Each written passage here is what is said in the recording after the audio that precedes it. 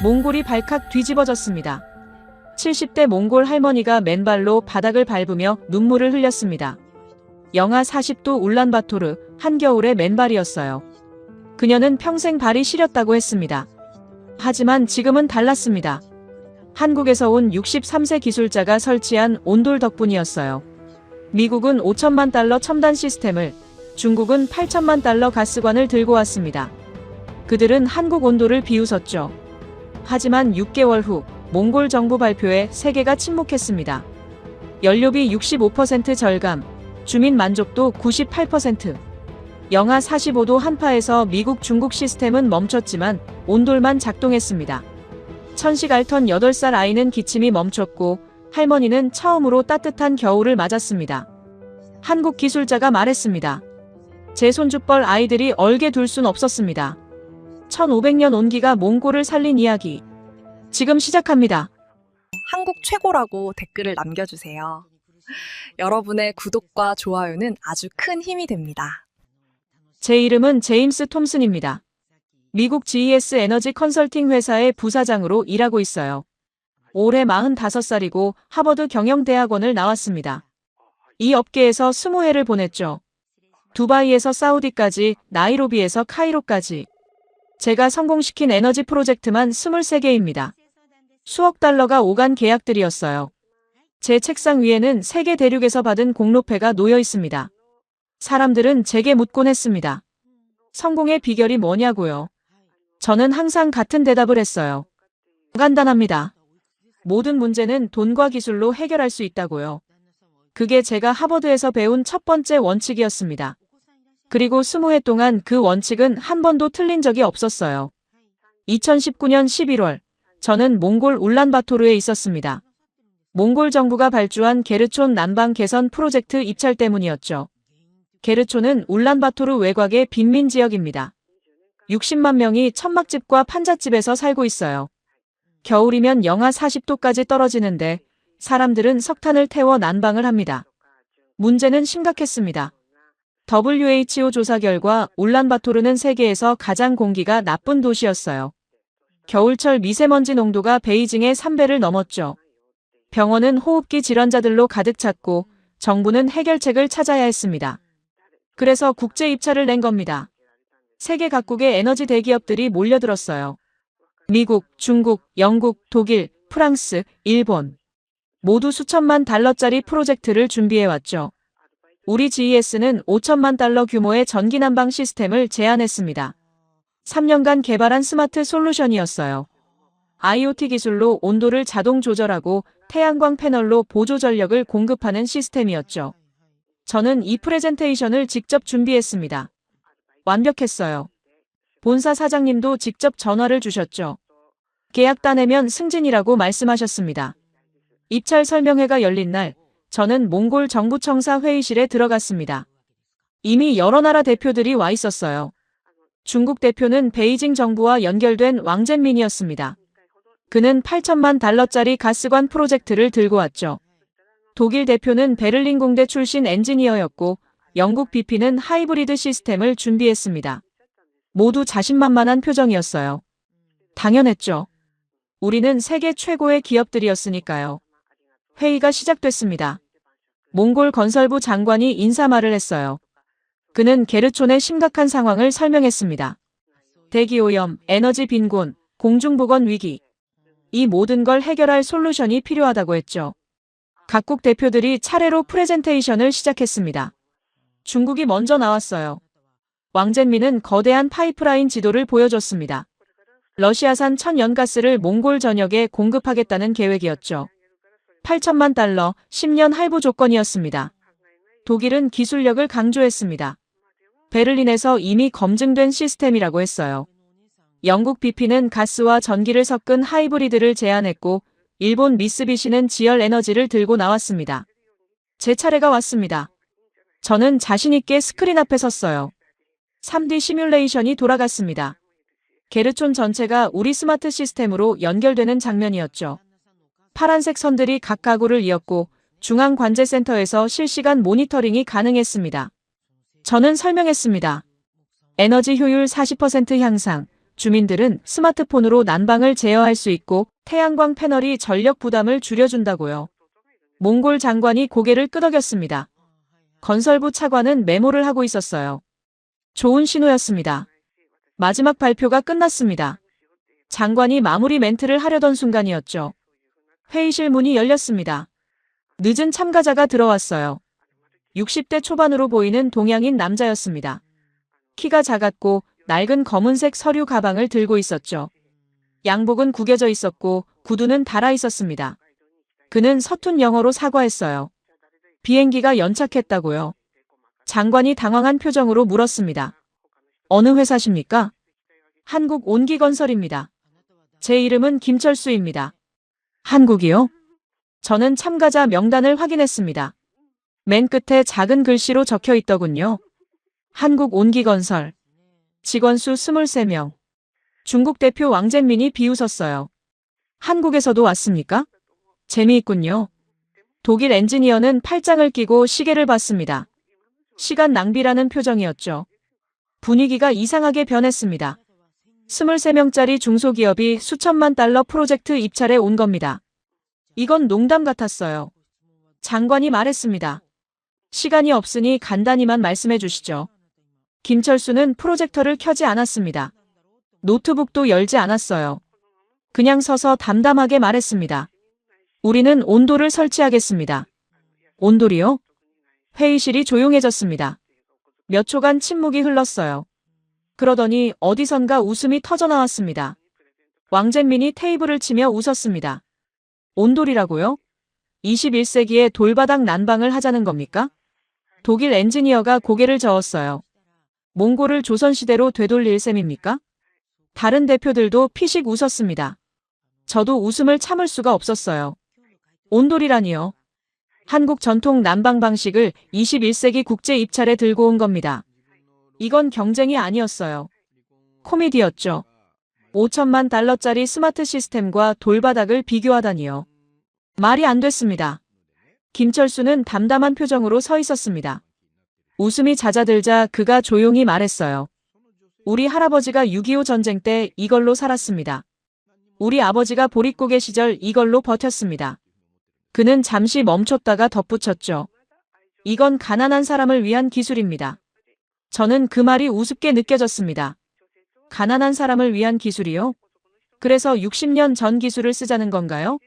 이건 감상이 아니라 비즈니스였어요. 기술 경쟁이었죠.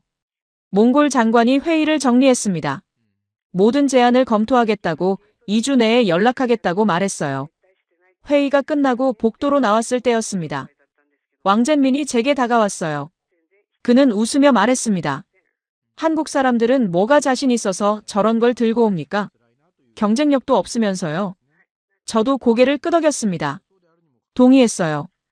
이건 우리와 중국의 대결이었습니다. 한국은 처음부터 상대가 안 됐죠.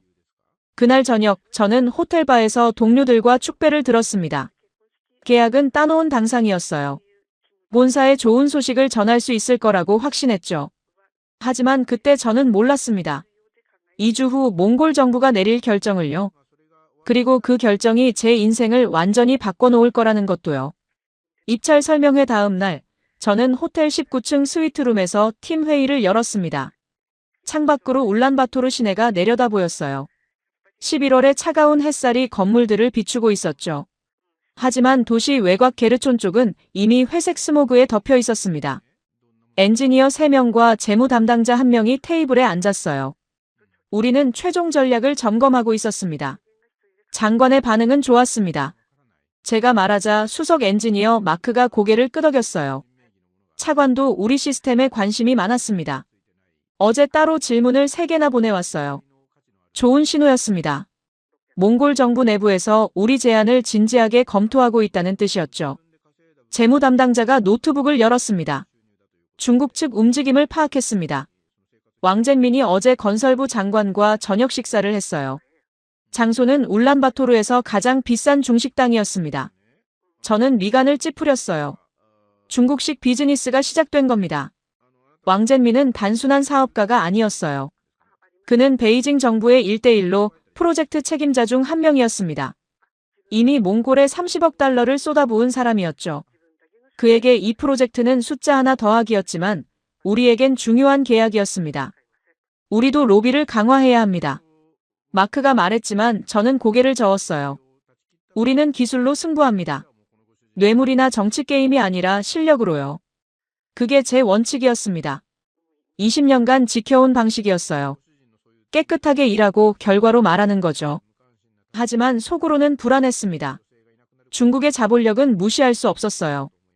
회의가 끝나고 저는 혼자 남았습니다. 커피를 마시며 창밖을 바라봤어요. 저 멀리 게르촌이 보였습니다. 하얀 연기가 수백 개 굴뚝에서 피어오르고 있었죠. 석탄 연기였습니다. 노트북을 열어 한국 온기건설을 검색했습니다. 궁금했거든요. 대체 어떤 회사가 저런 황당한 제안을 들고 온 건지.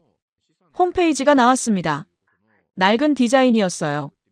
2000년대 초반 스타일이었죠. 회사 소개를 읽어봤습니다. 설립 1978년. 전통 온돌 시공 전문 기업. 직원 수 23명. 연 매출 30억 원. 30억 원이요. 미국 달러로 환산하면 250만 달러 정도였습니다. 우리 회사 분기 실적의 100분의 1도 안 됐어요. 대표이사 사진이 있었습니다. 김철수. 어제 본 그 남자였죠. 사진 속에서도 그는 담담한 표정이었습니다. 경력란을 봤어요. 1960년생. 아버지한테서 기술을 배웠고 40년간 온돌만 만들어 왔다고 적혀 있었습니다. 40년이요. 저는 노트북을 닫았습니다. 감상적이 될 이유가 없었어요. 이건 비즈니스였습니다. 40년 경력이 5천만 달러 첨단 기술을 이길 순 없었죠. 사흘이 지났습니다. 몽골 정부에서 각국 대표들을 개별 면담하기 시작했어요. 저는 건설부 차관실을 방문했습니다. 차관은 50대 중반의 신중한 사람이었습니다. 그는 우리 제안서를 꼼꼼히 읽어본 듯 했어요. 전력망 문제가 걱정입니다. 게르촌 전체에 전기 난방을 공급하려면 얼마나 많은 전력이 필요합니까? 저는 준비한 자료를 펼쳤습니다. 우리는 보조 발전 시스템을 함께 설치합니다. 태양광 패널과 소규모 풍력 발전기를 조합하면 기존 전력망 부담을 50% 줄일 수 있어요. 비용은요? 초기 투자는 5천만 달러지만 10년 내에 회수됩니다.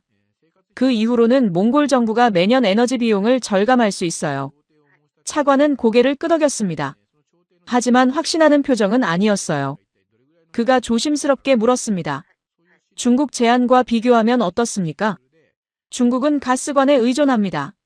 공급이 중단되면 끝이에요. 우리 시스템은 독립적입니다. 몽골이 에너지 주권을 유지할 수 있죠. 그 말이 차관의 마음을 움직인 것 같았어요. 몽골은 70년간 러시아와 중국의 에너지를 의존해왔습니다. 독립성은 민감한 주제였죠. 면담은 긍정적으로 끝났습니다. 저는 호텔로 돌아오며 확신했어요. 계약은 우리 거라고요. 그날 저녁 우연히 호텔 로비에서 김철수를 봤습니다. 그는 구석 소파에 혼자 앉아 있었어요. 낡은 서류 가방을 무릎에 올려놓고 뭔가를 수첩에 적고 있었습니다. 주변 사람들은 그를 신경 쓰지 않았죠. 저는 그냥 지나쳐 엘리베이터에 탔습니다. 하지만 이상하게 그의 모습이 머릿속에 남았어요. 왜 저렇게 조용할까? 왜 불안해하지 않을까? 저 사람은 자기가 질 거라는 걸 모르는 걸까?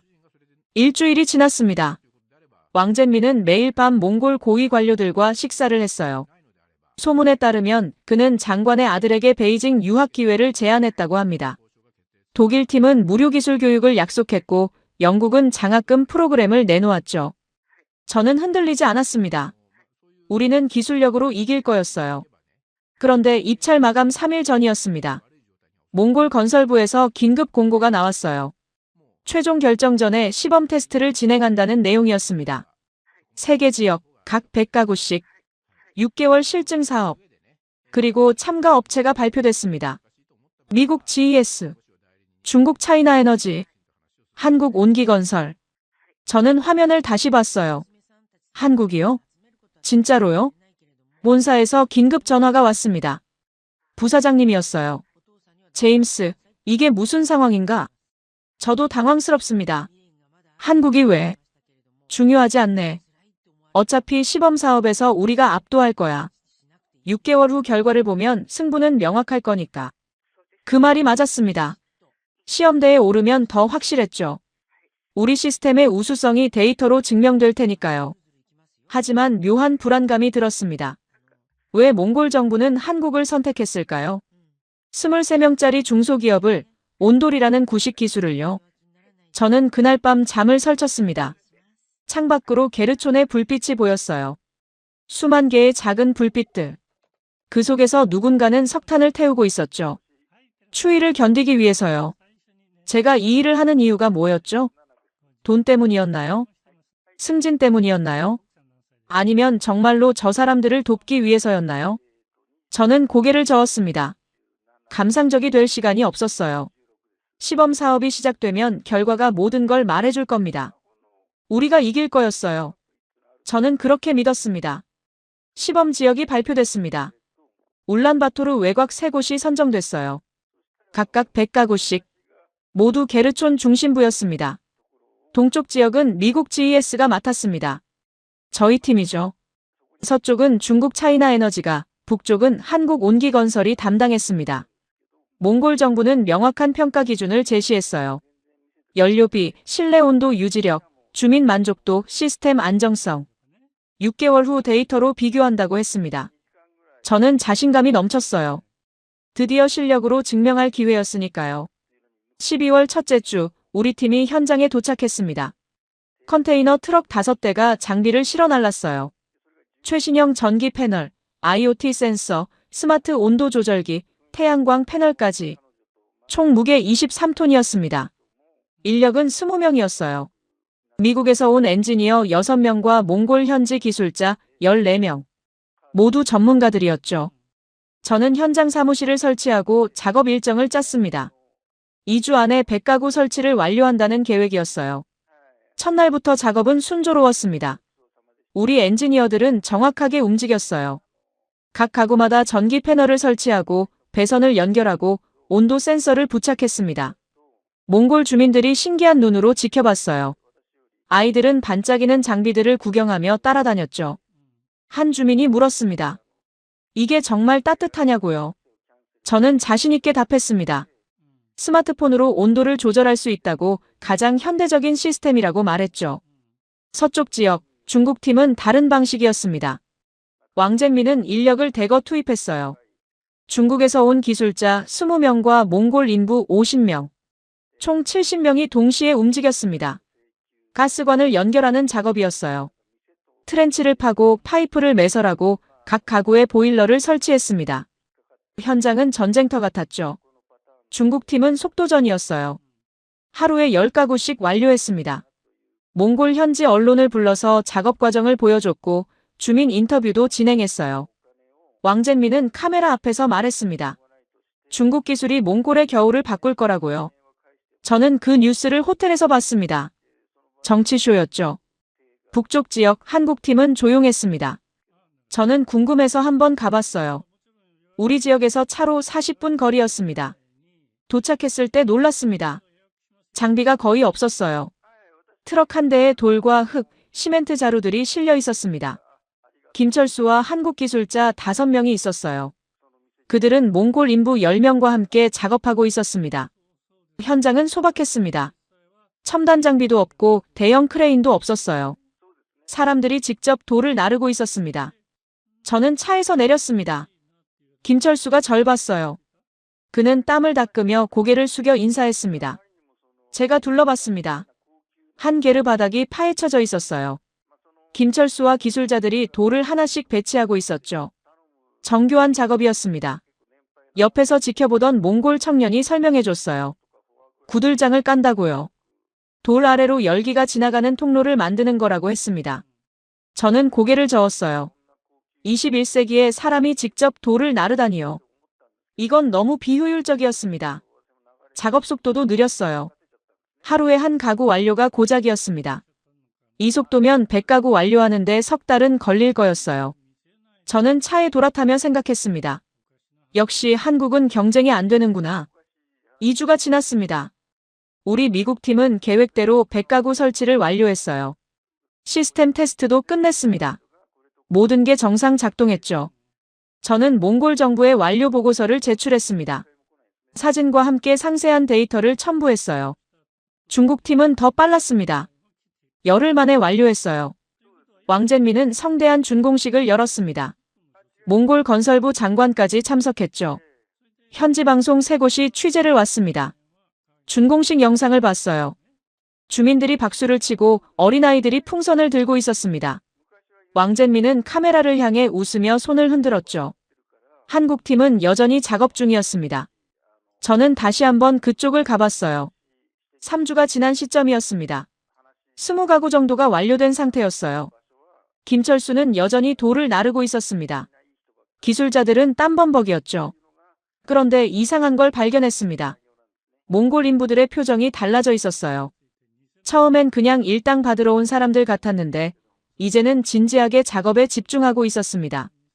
한 청년이 김철수 옆에서 구들장 놓는 법을 배우고 있었어요. 김철수는 손으로 일일이 가르쳐주고 있었죠. 통역도 없이 손짓 발짓으로요. 저는 잠시 지켜봤습니다. 김철수의 손놀림은 정확했어요. 마치 피아니스트처럼 돌의 위치를 잡았습니다. 40년 경력이 느껴졌죠. 하지만 그게 뭐 대수였을까요? 아무리 정교해도 속도가 너무 느렸습니다. 저는 호텔로 돌아왔어요. 본사에 중간 보고를 했습니다. 우리는 완료했고 중국도 완료했으며 한국은 아직 20% 수준이라고요. 부사장님이 웃으며 말했습니다. 이미 승부는 난 거나 마찬가지라고요. 저도 동의했습니다. 하지만 왜일까요? 마음 한구석이 불편했습니다. 김철수의 그 담담한 얼굴이 자꾸 떠올랐어요. 한 달이 지났 12월 말 울란바토르의 본격적인 겨울이 찾아왔어요. 기온이 영하 30도까지 떨어졌습니다. 바람이 불면 체감 온도는 영하 40도였죠. 우리 시스템이 가동되기 시작했습니다. 동쪽 지역 100가구에 전기가 들어왔어요. 스마트 온도 조절기가 작동하고 각 가정의 패널이 열을 내뿜기 시작했습니다. 첫 이틀은 좋았어요. 주민들이 만족스러워했습니다. 스마트폰으로 온도를 조절할 수 있다는 게 신기했나 봐요. 아이들은 터치스크린을 만지며 좋아했죠. 하지만 사흘째 되던 날이었습니다. 오후 7시 전력망이 끊겼어요. 게르촌 전체가 암흑천지가 됐습니다. 우리 시스템도 멈췄죠. 저는 긴급 출동했습니다. 현장에 도착했을 때 주민들이 밖에 나와 있었어요. 추위에 떨고 있었습니다. 몽골 전력공사 직원이 설명했어요. 게르촌 전체가 동시에 전기 난방을 가동하면서 전력 수요가 폭증했다고요. 변전소가 감당을 못한다고 했습니다. 복구까지 4시간이 걸렸습니다. 그 시간 동안 집안 온도는 영하로 떨어졌어요. 주민들은 다시 석탄을 태워야 했습니다. 저는 본사에 보고했습니다. 보조 발전기를 추가로 설치해야 한다고요. 하지만 그건 예산 초과였습니다. 일주일 후 또 정전이 일어났어요. 이번엔 6시간이나 끊겼습니다. 그 다음 주에는 3번 끊겼습니다. 주민들의 불만이 쏟아지기 시작했어요. 한 가정은 아예 시스템을 끄고 석탄 난로를 다시 설치했습니다. 믿을 수가 없다고 했죠. 첫 달이 끝날 무렵 정전 횟수는 20번을 넘었습니다. 더 큰 문제가 터졌어요. 82세 할머니가 밤사이 저체온 증상으로 병원에 실려갔습니다. 정전이 7시간 지속됐던 날이었어요. 다행히 생명은 건졌지만 현지 언론이 이 사건을 대서특필했습니다. 저는 현장 사무실에서 머리를 감싸쥐었습니다. 이건 제 잘못이 아니었어요. 몽골의 전력 인프라가 부족한 거였죠. 하지만 주민들은 그렇게 생각하지 않았습니다. 서쪽 지역, 중국 쪽도 문제가 생겼습니다. 1월 초 첫 가스 요금 고지서가 나갔어요.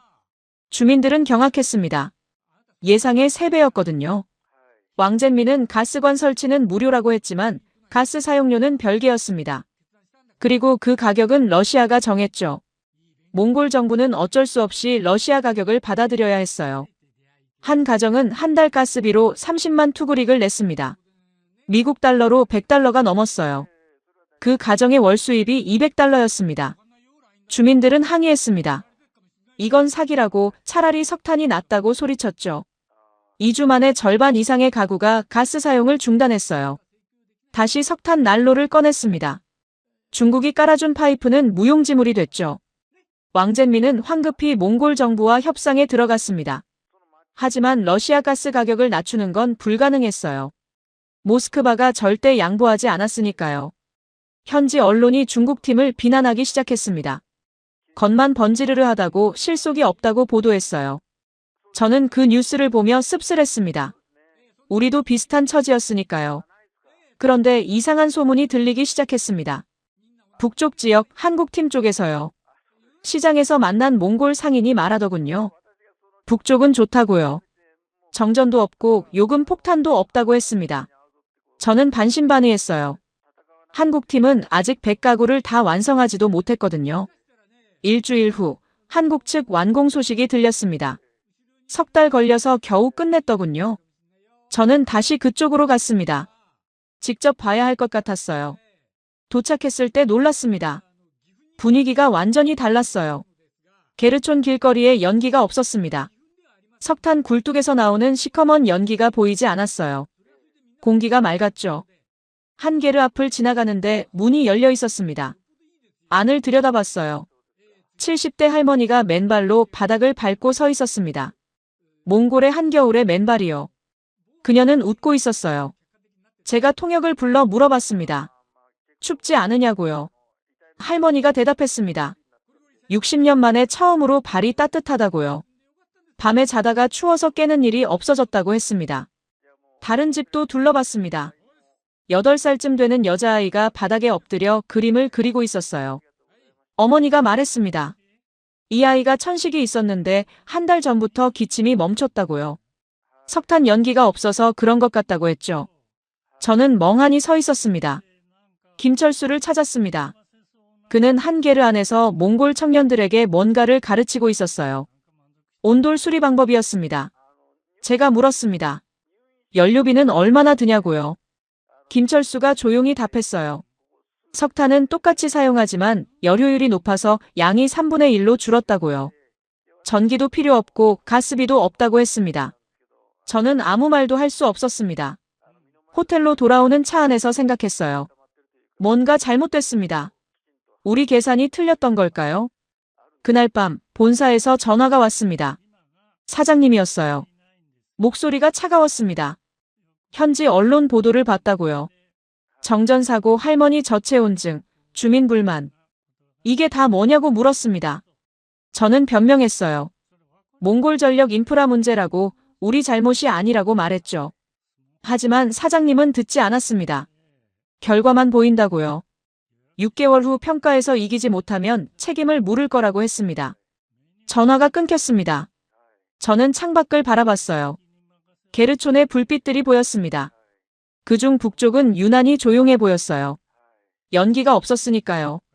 처음으로 의심이 들었습니다. 우리가 정말 이길 수 있을까요? 3개월이 지났습니다. 2월 말 몽골 정부가 중간평가를 발표했어요. 세 지역의 데이터를 비교한 보고서였습니다. 저는 회의실에 앉아 그 자료를 받았습니다. 손이 떨렸어요. 첫 페이지를 펼쳤습니다. 연료비 비교 차트가 나왔어요. 동쪽 지역, 미국 시스템. 기존 대비 220%. 전기료가 폭증한 겁니다. 정전 때문에 보조 난방을 병행하면서 비용이 2배 이상 늘었죠. 서쪽 지역, 중국 시스템. 기존 대비 180%. 가스비가 감당이 안 됐습니다. 주민 절반이 사용을 포기한 상태였어요. 북쪽 지역, 한국 시스템. 기존 대비 35%. 저는 숫자를 다시 봤습니다. 잘못 읽은 건가 싶었어요. 35%요? 기존의 3분의 1이라는 말입니까? 다음 페이지는 실내 온도 유지력이었습니다. 미국 시스템은 정전 시 급격히 떨어졌어요. 1시간에 5도씩 하락했습니다.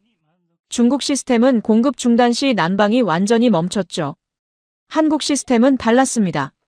아침에 불을 떼면 저녁까지 온기가 유지됐어요. 밤새 온도 하락폭이 3도 이내였습니다. 돌이 열을 머금고 있었던 겁니다. 주민 만족도 조사 결과가 나왔습니다. 미국 지역 42%, 중국 지역 38%, 한국 지역 98%. 저는 보고서를 덮었습니다. 믿고 싶지 않았어요. 1500년 전 기술이 우리를 이겼습니다. 5천만 달러짜리 스마트 시스템을 8천만 달러짜리 가스관을 압도한 겁니다. 본사에서 긴급회의 요청이 왔습니다. 저는 화상회의실로 들어갔어요. 부사장님의 얼굴이 화면에 떴습니다. 표정이 굳어 있었어요. 제가 상황을 설명했습니다. 전력망 문제, 예측 못한 변수들, 몽골 인프라의 한계. 하지만 변명처럼 들렸죠. 부사장님이 말했습니다. 3개월 안에 만회하라고요. 시스템을 개선하고 주민 만족도를 올리라고 했습니다. 그렇지 않으면 계약은 물 건너간다고 했죠. 회의가 끝났습니다. 저는 혼자 남았어요. 창밖을 보니 눈이 내리고 있었습니다. 게르촌 쪽 하늘은 여전히 회색이었어요. 동쪽과 서쪽에서는 석탄 연기가 피어올랐습니다. 하지만 북쪽은 달랐죠. 연기가 보이지 않았어요. 저는 결심했습니다. 직접 가서 확인하겠다고요. 데이터만으로는 이해가 안 됐습니다. 다음 날 아침, 저는 북쪽 지역으로 차를 몰았습니다. 도착했을 때 김철수가 한게르 앞에서 몽골 청년과 이야기하고 있었어요. 무릎을 꿇고 바닥에 돌을 가리키며 설명하고 있었습니다. 저는 차에서 내렸습니다. 김철수가 저를 봤어요. 그는 일어서서 인사했죠. 제가 말했습니다. 온돌이 어떻게 작동하는지 보고 싶다고요. 김철수는 고개를 끄덕이고 한게르로 안내했습니다. 문을 열고 들어갔어요. 안은 따뜻했습니다. 영하 30도 바깥 날씨와는 완전히 달랐죠. 외투를 벗어야 할 정도였어요. 바닥에 손을 대봤습니다.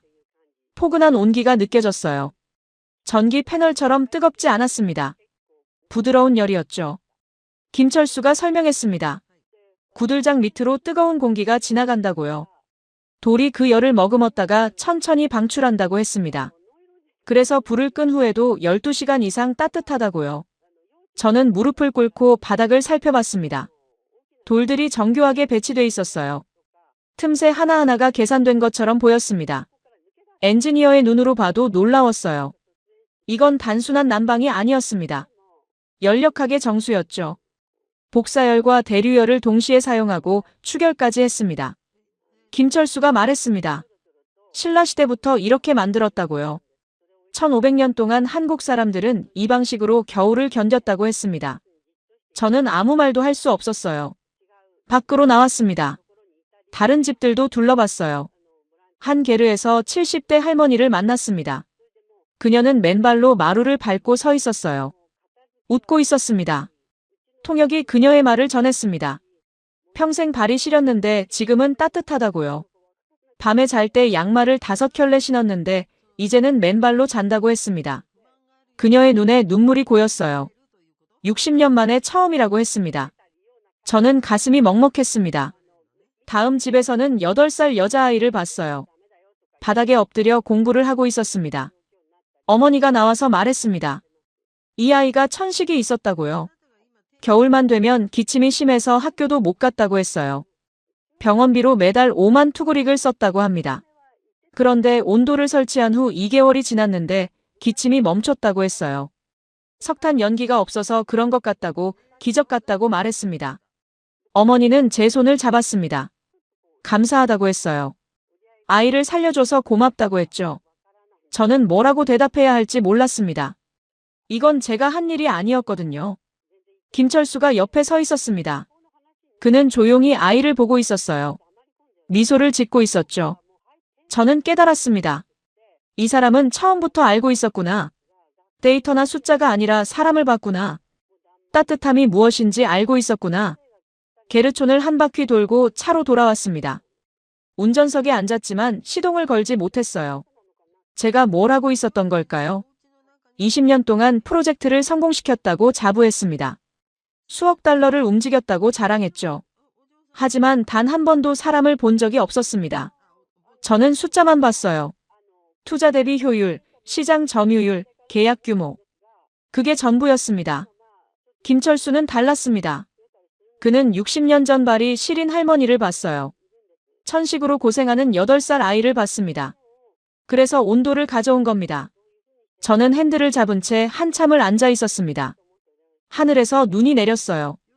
게르촌 지붕에 쌓이고 있었습니다. 하지만 북쪽 게르들의 굴뚝에서는 연기가 나오지 않았어요. 고요했습니다. 4월이 다가오고 있었습니다. 시범 사업 6개월이 거의 끝나가는 시점이었어요. 최종 평가를 한 달 앞둔 때였죠. 저는 시스템 개선에 매달렸습니다. 보조 발전기를 추가 설치했고 배선을 보강했어요. 주민들과 면담도 했습니다. 만족도를 끌어올리기 위해서였죠. 하지만 별 소용이 없었어요. 한 달에 10번씩 정전이 일어났습니다. 주민들은 이미 우리를 신뢰하지 않았죠. 중국 쪽도 마찬가지였습니다. 왕젠민은 가스비 할인을 협상했지만 러시아가 거부했어요. 주민 80%가 가스 사용을 중단한 상태였습니다. 반면 한국 지역은 조용했습니다. 불만이 거의 없었어요. 주민들은 만족하며 겨울을 보내고 있었죠. 저는 초조했습니다. 이대로 가면 우리가 집니다. 그런데 3월 셋째 주였습니다. 몽골 기상청에서 긴급 경보가 발령됐어요. 시베리아에서 한파가 내려온다고 했습니다. 기록적인 추위가 예상된다고 했죠. 3월 20일 밤 기온이 급락하기 시작했습니다. 영하 35도, 영하 38도, 영하 42도. 숫자가 계속 떨어졌어요. 다음 날 아침 온도계는 영하 45도를 가리켰습니다. 몽골 기상 관측 이래 3월 최저 기온이었어요. 바람까지 불었습니다. 체감 온도는 영하 55도였죠. 저는 긴급 상황실을 열었습니다. 엔지니어들을 소집하고 시스템 점검을 지시했어요. 오전 10시 첫 보고가 들어왔습니다. 동쪽 지역 전력 수요가 폭증했어요. 모든 가구가 최대 출력으로 난방을 가동했습니다. 전력망이 버티지 못했죠. 오전 11시 변전소가 과부하로 차단됐습니다. 게르촌 전체가 정전됐어요. 우리 시스템이 완전히 멈췄습니다. 저는 현장으로 달려갔습니다. 주민들이 밖으로 나와 있었어요. 겁에 질린 표정들이었죠. 한 남자가 소리쳤습니다. 집안이 얼어붙는다고요. 아이들이 떨고 있다고 했습니다. 저는 몽골 전력공사에 전화했습니다. 복구가 언제 되냐고 물었어요. 담당자가 답했습니다. 최소 48시간이 걸린다고요. 전국적으로 전력망이 마비됐다고 했습니다. 48시간이요? 이틀이란 말입니까? 주민들에게 긴급 대피를 권고했습니다. 정부가 마련한 대피소로 가라고 했어요. 하지만 많은 사람들이 거부했습니다. 집을 비울 수 없다고 했죠. 그들은 다시 석탄을 태우기 시작했습니다. 집 안에 임시 난로를 설치했어요. 연기가 다시 게르촌을 뒤덮었습니다. 저는 무력했습니다. 아무것도 할 수 없었어요. 서쪽 지역, 중국 쪽도 문제가 터졌습니다. 한파 때문에 가스관이 동파됐어요. 지하에 묻힌 파이프가 얼어붙은 겁니다. 가스 공급이 완전히 중단됐죠. 왕젠민이 긴급 수리팀을 투입했습니다. 하지만 영하 45도에서 야외 작업은 불가능했어요. 장비도 얼어붙었습니다. 중국 지역 주민들도 석탄으로 되돌아갔어요. 100가구 전부가 다시 연기를 내뿜기 시작했습니다. 저는 호텔 창문으로 게르촌을 바라봤습니다. 동쪽과 서쪽에서 시커먼 연기가 하늘로 치솟고 있었어요. 마치 전쟁터 같았습니다. 그런데 북쪽이 이상했습니다. 연기가 없었어요. 조용했습니다. 저는 차를 몰았습니다. 북쪽 지역으로 향했어요. 도착했을 때 놀랐습니다. 게르촌이 평온했어요. 사람들이 집 안에 있었습니다. 밖으로 나와 떨고 있지 않았죠. 한 게르 문을 두드렸습니다. 할머니가 나왔어요. 맨발이었습니다. 제가 물었습니다. 춥지 않냐고요. 할머니가 웃으며 말했습니다. 아니, 따뜻하다고요. 들어오라고 했습니다. 게르 안으로 들어갔어요. 놀라웠습니다. 바깥은 영하 45도인데 안은 따뜻했어요. 온도계가 18도를 가리키고 있었습니다. 바닥에 손을 댔습니다. 온기가 느껴졌어요. 돌이 여전히 열을 품고 있었습니다. 할머니가 말했습니다. 아침에 불을 뗐다고요. 그게 전부라고 했습니다. 그 후로 계속 따뜻하다고 했죠. 저는 믿을 수가 없었어요. 전기도 없고 가스도 없는데 어떻게 이게 가능합니까? 다른 집들도 돌아봤습니다.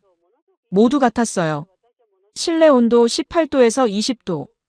아이들이 바닥에서 놀고 있었습니다. 노인들은 편안히 앉아 차를 마시고 있었죠. 김철수를 찾았습니다. 그는 다른 지역에 있었어요. 동쪽 지역이었습니다. 제 지역이요? 현장에 가보니 김철수와 한국 기술자들이 한게르에서 작업하고 있었습니다. 영하 45도 추위 속에서요. 그들은 동상 걸린 손으로 임시 온도를 만들고 있었어요. 돌을 나르고 배치하고 연결하고 있었습니다. 제가 다가갔습니다. 김철수가 저를 봤어요. 그는 땀을 흘리고 있었습니다. 이 추위에 땀을요? 왜 이러냐고 물었습니다. 김철수가 조용히 답했어요. 사람들이 추워한다고요. 도와줘야 한다고 했습니다. 제가 말했습니다. 이건 우리 지역이라고요. 당신이 책임질 곳이 아니라고 했죠. 김철수는 고개를 저었습니다. 구역이 중요한 게 아니라고요. 사람이 중요하다고 했어요. 그는 다시 돌을 나르기 시작했습니다. 한국 기술자들도 묵묵히 작업을 계속했어요. 밤이 됐습니다. 그들은 여전히 일하고 있었습니다. 새벽 3시까지 작업했어요. 5가구의 임시 온도를 완성했습니다. 저는 그 모습을 지켜봤습니다. 아무 말도 할 수 없었어요. 48시간이 지났습니다. 전력이 복구됐고 가스도 다시 들어오기 시작했어요. 하지만 이미 늦었습니다. 주민들은 봤습니다. 위기의 순간에 누가 그들 곁에 있었는지를요. 누가 밤을 새워 그들을 도왔는지를요. 몽골 정부 조사관들이 현장을 방문했습니다. 72시간 동안의 데이터를 수집했어요. 미국 시스템은 48시간 완전 마비. 중국 시스템도 48시간 중단. 한국 시스템은 72시간 내내 정상 가동.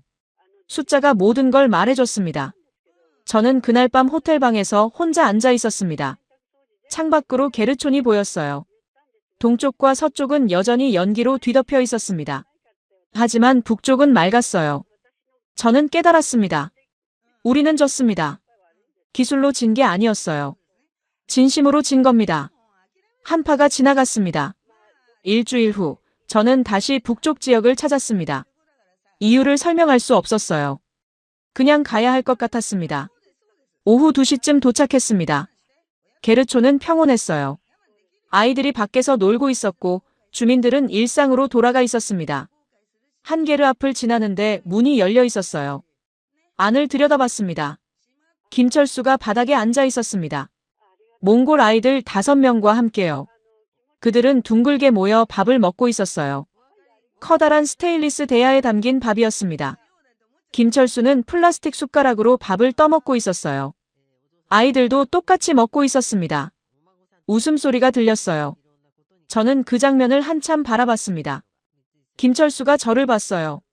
그는 손짓으로 들어오라고 했습니다. 게르 안으로 들어갔습니다. 바닥이 따뜻했어요. 외투를 벗었습니다. 김철수가 빈 그릇을 건넸습니다. 같이 먹으라는 뜻이었죠. 저는 사양했어요. 하지만 아이들이 자리를 만들어줬습니다. 저는 바닥에 앉았습니다. 평생 처음이었어요. 하버드 MBA 출신이 게르 바닥에 앉아 몽골 아이들과 밥을 먹다니요. 밥을 한 숟가락 떠먹었습니다. 맛은 평범했어요. 하지만 이상하게 따뜻했습니다. 아이들이 제잘거렸습니다. 몽골어였지만 웃음은 이해할 수 있었어요. 행복한 웃음이었죠. 김철수가 조용히 말했습니다. 이 아이들이 제 손주뻘이라고요. 저는 그를 봤습니다. 김철수는 계속 말했어요. 손주가 둘 있는데 한국에 있다고 했습니다. 8살, 6살이라고요. 몽골 온 후로 3달 못 봤다고 했습니다. 그가 덧붙였습니다. 여기 아이들을 보면 손주가 생각난다고요. 그래서 그냥 내버려 둘 수가 없었다고 했어요. 저는 아무 말도 하지 못했습니다. 밥을 다 먹고 아이들이 나갔습니다. 게르 안에 김철수와 저 둘만 남았어요. 한참 침묵이 흘렀습니다. 김철수가 먼저 입을 열었습니다. 제게 이야기를 들려줬어요. 1951년 1월이었다고 합니다. 중공군이 남하하면서 함흥에서 피난길에 올랐다고 했어요. 김철수는 당시 6살이었습니다. 가족은 걸어서 내려왔다고 했어요. 아버지, 어머니, 그리고 내 남매. 겨울이었고 눈이 내렸습니다. 대구까지 오는데 한 달이 걸렸다고 해요. 그 과정에서 막내 여동생이 죽었다고 했습니다. 추위 때문이었죠. 대구에 도착했을 때 갈 곳이 없었다고 합니다. 피난민 수용소에 들어갔지만 난방이 없었어요. 판자 한 장으로 막은 곳이었죠. 그때 한 노인이 도와줬다고 해요. 온돌방 한 칸을 내줬다고 합니다. 6식구가 그 방에서 그 겨울을 났다고 했어요. 김철수는 그때를 잊을 수 없다고 했습니다. 바닥에서 올라오는 온기를요. 밤에 자다가 따뜻함에 깨곤 했다고 해요. 살았다는 안도감이 들었다고 했습니다. 그 후 아버지는 온돌 기술자가 됐다고 합니다. 배워서 생계를 꾸렸다고 해요. 김철수도 자연스럽게 아버지 일을 거들었고 그렇게 40년을 일했다고 했습니다. 김철수가 저를 봤습니다. 눈빛이 조용했어요. 그가 말했습니다. 온돌은 단순한 기술이 아니라고요. 생명을 지키는 것이라고 했어요. 1951년 겨울, 그 온기가 자기 가족을 살렸다고 했습니다. 그래서 몽골에 왔다고 했어요. 여기 아이들도 그 온기가 필요할 것 같았다고 했습니다. 저는 말문이 막혔습니다. 창밖을 봤어요. 게르촌 너머로 산이 보였습니다. 눈이 덮인 산이었죠. 제가 조용히 물었습니다. 돈은 얼마나 받냐고요? 김철수가 웃었습니다. 거의 안 남는다고 했어요. 몽골 정부가 준 예산으로 재료비랑 직원 급여 주면 끝이라고 했습니다. 자기 몫은 거의 없다고요. 그럼 왜 하냐고 물었습니다. 김철수는 대답하지 않았어요. 그냥 웃었습니다. 저는 깨달았습니다. 이 사람은 처음부터 돈을 보지 않았구나. 계약을 보지 않았구나. 사람을 봤구나. 제가 20년 동안 놓친 걸 이 사람은 알고 있었습니다. 저는 바닥에 손을 댔습니다. 온기가 느껴졌어요. 돌이 품은 따뜻함이었죠. 이게 답이었습니다.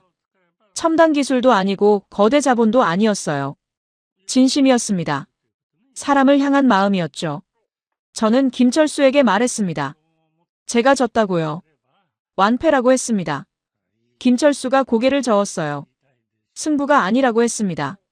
다만 방법이 달랐을 뿐이라고 했죠. 하지만 저는 알고 있었어요. 제 방법이 틀렸다는 것을요. 게르를 나왔습니다. 해가 지고 있었어요. 게르촌 지붕 위로 석양이 비쳤습니다. 아이들이 길거리에서 놀고 있었어요. 웃음소리가 들렸습니다. 저는 차에 올라탔습니다. 시동을 걸었지만 한참을 출발하지 못했어요. 거울에 비친 제 얼굴을 봤습니다. 45살. 성공한 사업가. 하버드 출신. 부사장. 하지만 진짜 중요한 걸 모르고 살았던 사람이었습니다. 저는 핸들을 잡고 한참을 앉아 있었습니다. 그리고 결심했어요. 4월 마지막 주였습니다. 몽골 정부청사 대회의실에 각국 대표들이 모였어요. 최종 평가 발표 날이었습니다. 저는 뒷자리에 앉았습니다. 왕젠민은 맨 앞줄에 있었어요. 여전히 자신감 넘치는 표정이었죠. 독일과 영국 대표들도 참석했습니다. 김철수는 구석에 조용히 앉아 있었어요. 낡은 서류 가방을 무릎에 올려놓고 있었습니다. 몽골 건설부 장관이 단상에 올랐습니다. 그는 6개월간의 데이터를 발표했어요. 스크린에 숫자들이 떴습니다. 연료비 절감률. 한국 65%, 미국 마이너스 120%, 중국 마이너스 80%. 시스템 안정성. 한국 99.8%, 미국 42%, 중국 38%. 주민 만족도. 한국 98%, 미국 28%, 중국 31%. 회의실이 조용해졌습니다. 장관이 말했습니다. 몽골 정부는 한국 온기건설의 제안을 채택한다고요. 향후 5년간 울란바토르 게르촌 전역에 온도를 설치할 계획이라고 했습니다. 왕젠민의 얼굴이 굳었어요. 독일 대표는 고개를 숙였습니다. 저는 박수를 쳤습니다. 혼자였어요. 하지만 계속 쳤습니다. 다른 사람들이 저를 봤습니다. 이상한 눈빛이었죠. 왜 진 사람이 박수를 치냐는 표정이었어요. 하지만 상관없었습니다. 진심으로 축하하고 싶었거든요. 김철수가 저를 봤습니다. 그는 조용히 고개를 숙였어요. 감사하다는 뜻이었죠. 회의가 끝나고 모두 나갔습니다. 저는 복도에서 왕젠민과 마주쳤어요. 그는 화난 표정이었습니다. 말 한마디 없이 지나갔죠. 저는 호텔로 돌아왔습니다. 방에 들어가 노트북을 켰어요. 본사 사장님께 이메일을 썼습니다. 제목은 간단했습니다. 사직서. 본문에 이렇게 적었습니다. 저는 20년간 에너지 사업을 해왔습니다. 수억 달러를 움직였고 성공한 프로젝트만 23개였습니다. 하지만 진짜 사람을 위한 기술은 한 번도 본 적이 없었습니다. 몽골에서 처음 봤습니다. 그래서 이제 그 길을 가려고 합니다. 전송 버튼을 눌렀습니다. 핸드폰이 울렸어요. 몬사였죠. 맞지 않았습니다. 다음 날, 저는 김철수를 찾아갔습니다. 그는 게르촌에서 마지막 정리 작업을 하고 있었어요. 몽골 청년들에게 온돌 수리 방법을 가르치고 있었습니다. 제가 다가가자 김철수가 작업을 멈췄습니다. 저는 말했습니다. 함께 일하고 싶다고요. 제가 할 수 있는 일이 있다면 돕고 싶다고 했습니다. 김철수는 잠시 저를 바라봤어요. 그러더니 웃었습니다. 그가 물었습니다. 미국 회사는 어떻게 하냐고요? 그만뒀다고 답했습니다. 김철수는 놀란 표정을 지었어요. 그러더니 고개를 끄덕였습니다.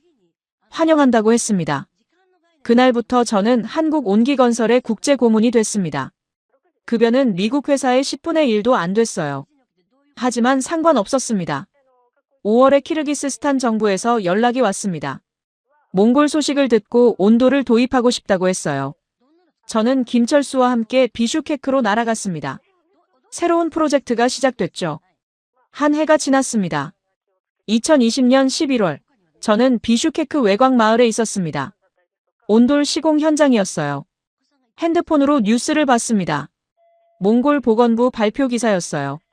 지난 겨울 울란바토르 게르촌 사망자가 83% 감소했다고 했습니다. 대기오염도 40% 줄었다고 했어요. 한국식 온돌 덕분이라고 적혀 있었습니다. 저는 화면을 한참 바라봤습니다. 가슴이 뭉클했어요. 그날 저녁 김철수에게서 편지가 왔습니다. 이메일이 아니라 손편지였어요. 제임스, 한 해 동안 고생 많았습니다.